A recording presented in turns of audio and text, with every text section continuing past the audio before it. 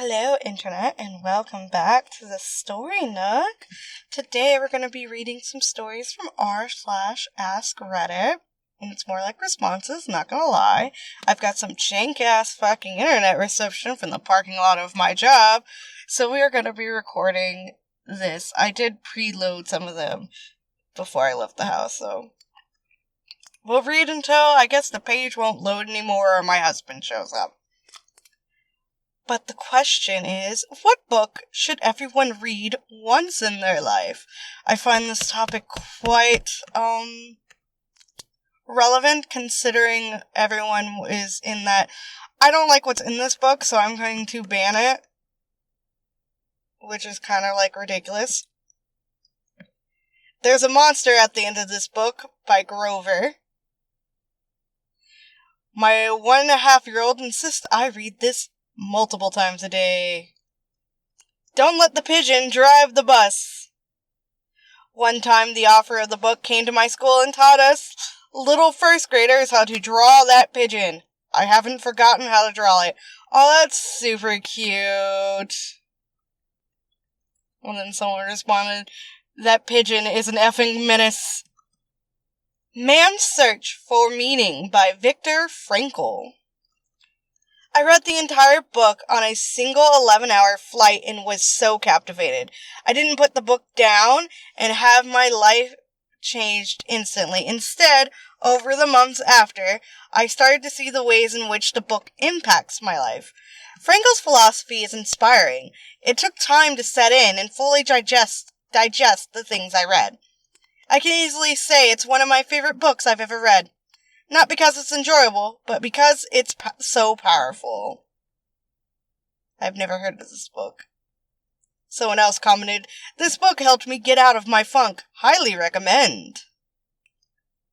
The first book I ever finished was The Swiss Family Robinson. It was around 7-ish, and it's the perfect book for a young person to read. It really made me a more empathetic person at a young age. Cat's Cradle by Kurt Vonnegut. Then after this, Breakfast of Champions, then Slaughterhouse-Five. You gotta read Breakfast of Champions last. There's so many recurring characters and little details that you'll miss if you read that one early on. Sirens of Titans and Mother Night also need to be added to any person starting the Vonnegut. They are, by far, easier books to get into.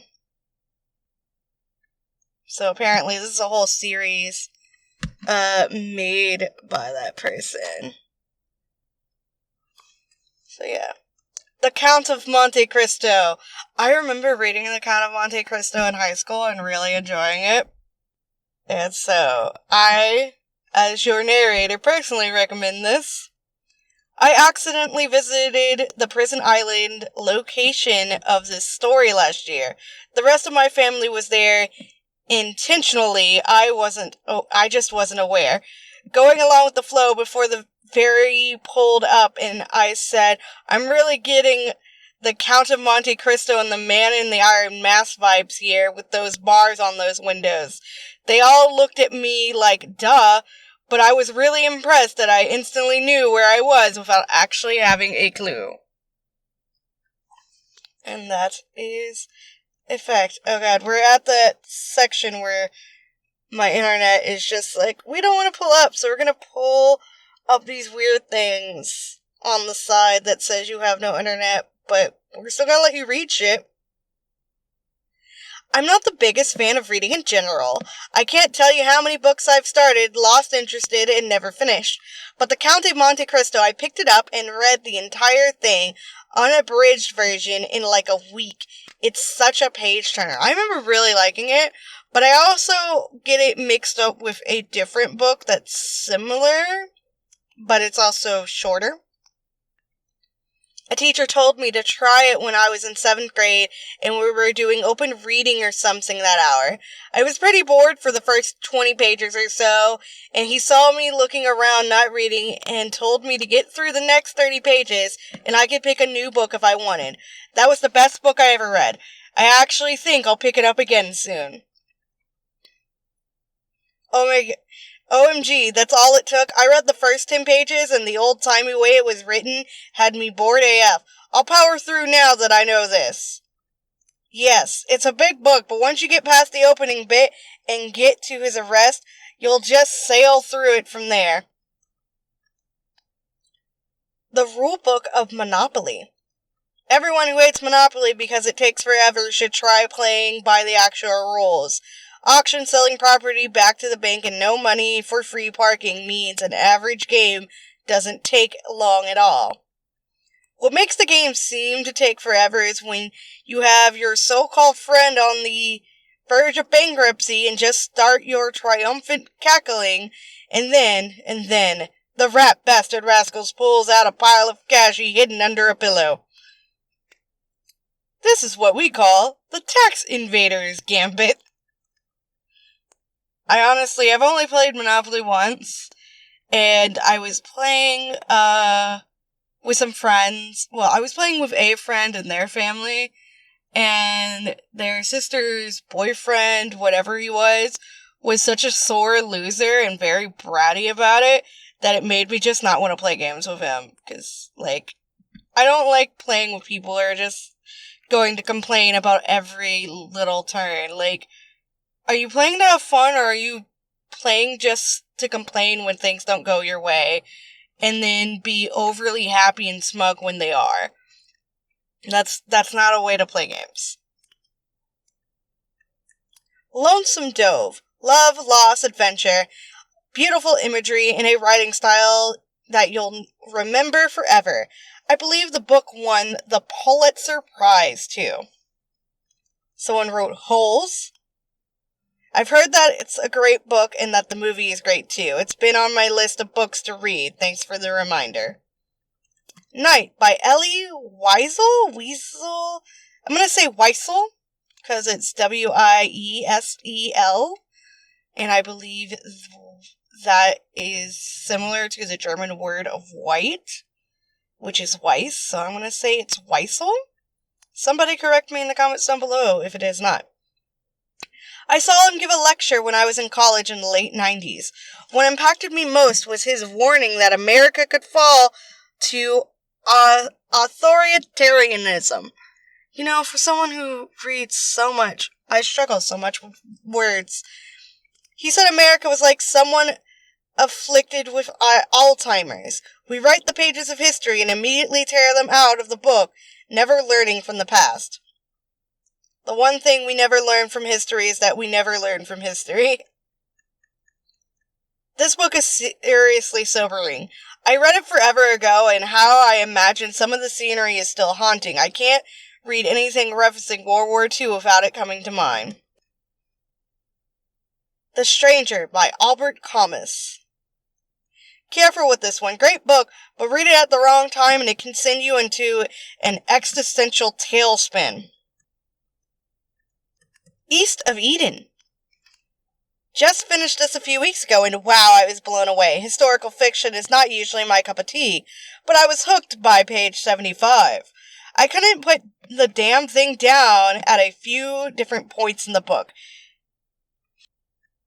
Of Mice and Men. I remember reading this in high school. Yes, I can't believe I had to scroll down so far. I knew someone would mention it. The ending, oh man, I read it 30 years ago and still remember the feeling that washed over me when I read those last pages. Just blew my mind. I wanted to watch the movie with Gary Sinise and, oh no, that's not Sinise and John Malkovich, but I worry it will ruin the book. Someone told me they didn't like it because it made them feel uncomfortable. I said, you're supposed to feel uncomfortable. That's the point. And that is the very point of Mice and Men. I believe it was a chorus teacher. They at one time told me that if they read the book, they're not ever going to rush the movie based off the book. And vice versa. If they see the movie and it's based off the book, they're never going to read that book. Because of the way they edit stuff, especially for film, it ruins the film experience for them because the movie's never as good as the book. Because a book, you have all this time to really set up your characters and everyone and everything in it. But a movie, you have to get all of that down to 3 hours. And that's really hard to do. Where the Sidewalk Ends by Shel Silverstein. Charlotte's Web. The Grit of Fear by Gavin De Becker. And apparently you can read it for free. Someone posted a link. I'm not going to click it. To Kill a Mockingbird. There is so much about growing up and how people are treated for being different. It doesn't just address how people with different skin color are not treated fairly, but with Boo Radley, it goes over how society mistreats those who are mentally different, and it also shows a kid who isn't treated kindly for being in a lower class of wealth. There is also much to learn as Scout is a learning narrator. It respectfully addresses social issues. I actually have never read To Kill a Mockingbird. I remember we talked about it in class a lot. Like, it's a book that's mentioned in every, school year. Like, I've heard it mentioned constantly and that everyone's, should read it in school. Like, it's a required reading. I think because I transferred every year from my 6th grade year to my senior year, I guess everyone else had to read it in a different year than when I was there, because I never read To Kill a Mockingbird, and I've heard so many good things about it. And so I kind of feel bad about it being not able to read. Not having read it. I should probably pick it up. I tend to gravitate towards, graphic novels and manga and comics currently. My favorite thing to read is the Sonic the Hedgehog comics. I'm enjoying reading a lot of Josie manga that involve older female protagonists.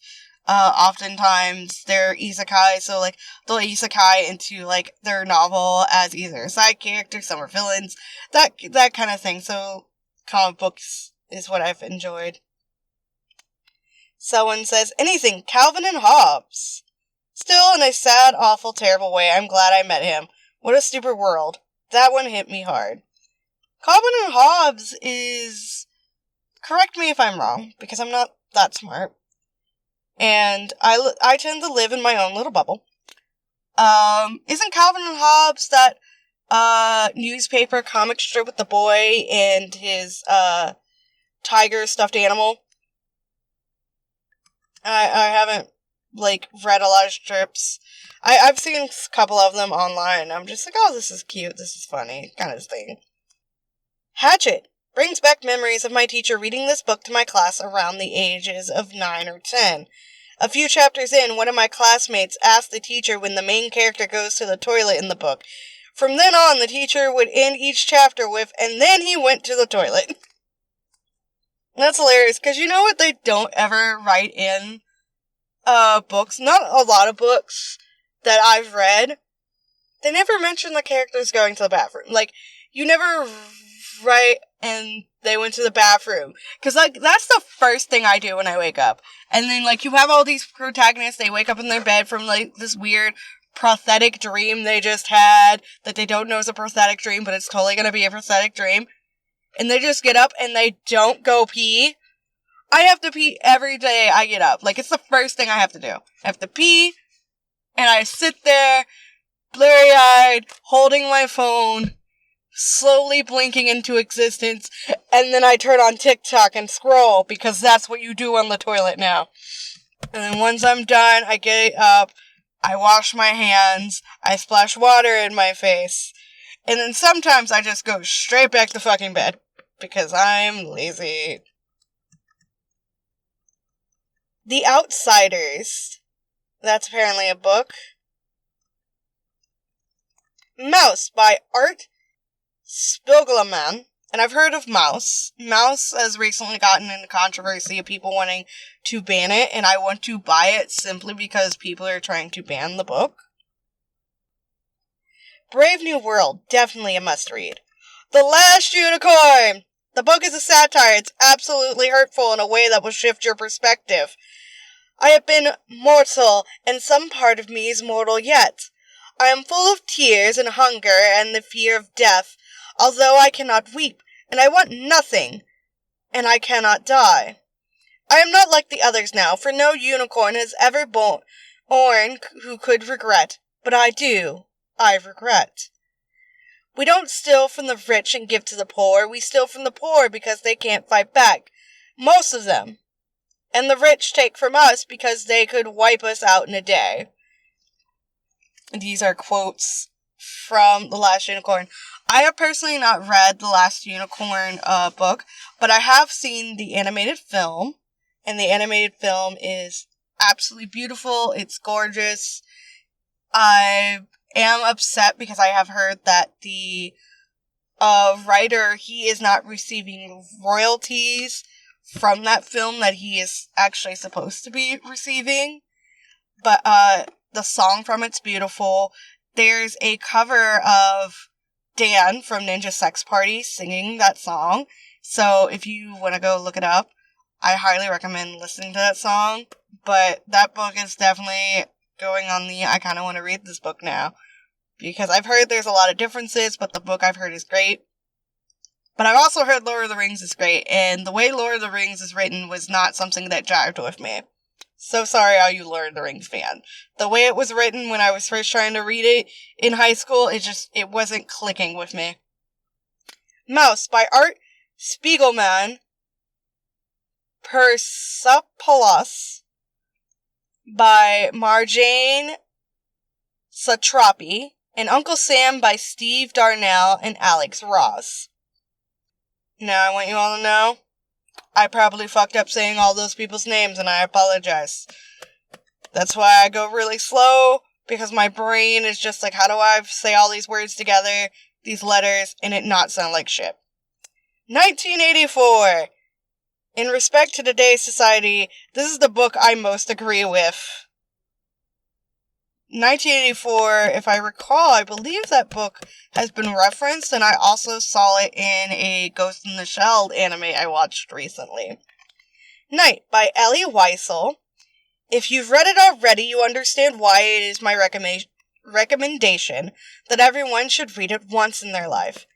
Animal Farm! The creatures outside looked from pig to man, and from man to pig, and from pig to man again. But already it was impossible to say which was which. Still one of my favorite lines of literature, if not my favorite. And I've heard of Animal Farm, and my husband read it because he had IB English, and he actually stayed in that school for all 4 years of high school. I, personally, have never read Animal Farm. I do remember my husband explaining what Animal Farm was to me at one point, but I, for the life of me, cannot remember it well enough to feel comfortable explaining what he explained to me, which says I either didn't listen, which is very possible, or my memory's garbage, which is also a fact, so, yay.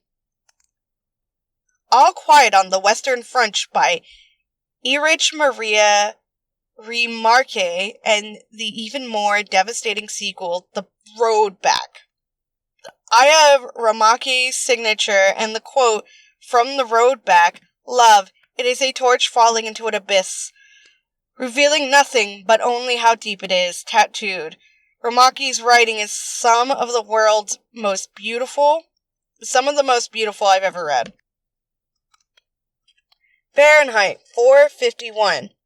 I was going to say this. I wrote a paper for it when I read it for school, and it really gave me insight on society. Many think it's about censorship or whatever, but that isn't truly the main point. It depicts a society where people are so surrounded by technology and excitement that they forget the importance of slowing down and thinking critically.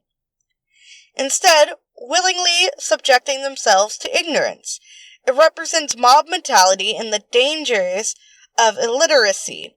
I feel like this is especially relevant in recent times. There was a recent Gallup poll that cited how a majority of American adults don't exceed a a 6th grade reading level, which is extremely concerning. The themes of this book are very interesting, especially when you see the author's note when he mentioned he wrote it in a public library in a short time.